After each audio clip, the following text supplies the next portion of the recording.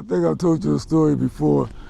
Like I said, I was probably about 9 years old the first time I went to the park pool, and my mother had bought us brand new clothes for the summer, and we didn't know any better. So I wore my new clothes to the park pool, and everything got stolen. Well, that was it. Everything got stolen. I had to go home with my swimming trunks.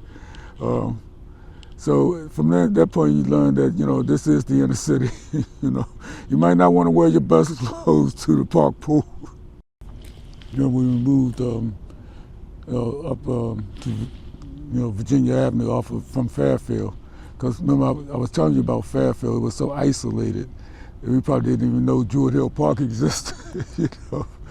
But once we discovered the park, but at that time in the '60s, it was a lot more accessible place. There was a lot of spaces in there that was open to the public. You can find various things that you can't access now. And things were still very segregated during Jim Crow. Even when I was young, Jim Crow would still exist, so it's not that long ago.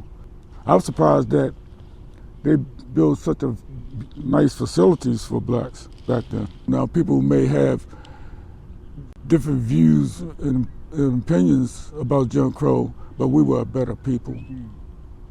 We loved each other. We cared about each other. We played games. We spent time with each other. We were happy.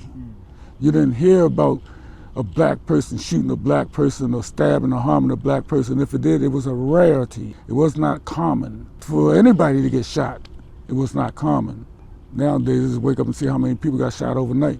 And it's almost been accepted as normal. During the '70s, because after the end of the '60s, you had the riots after Martin Luther King was assassinated. And during the '70s, as a result of the riots, the United States government threw a lot of money in the black community for education, for job training, for all kinds of things. And at the same time, because of the Jim Crow desegregation laws, that the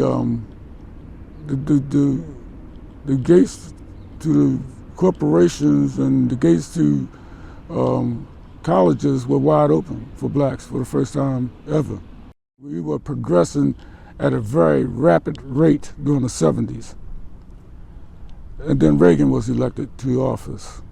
And I guess the Republican Party or the spirit of America decided that they didn't want to see blacks progressing at the rate that we were progressing. So they decided to put an end to it. They decided to put an end to affirmative action with a countersuit. They started cutting back on the amount of money that they was spending on Pell Grants and education and all these types of things. And they were pretty much telling corporations that, they still had to, they didn't have to exactly follow designated quotas for hiring of blacks. So before Reagan came into office, there were no blacks, so they had to have quotas of the amount of blacks that they had to hire. So it all changed after Reagan came into office. At least I believe that the Reagan administration had an awful lot to do with the influx of drugs into the inner city. Crack had a devastating impact on the black community. It was like I call it a crack bomb. I call it, it was an explosion. You're talking about good people who are now not necessarily doing good things.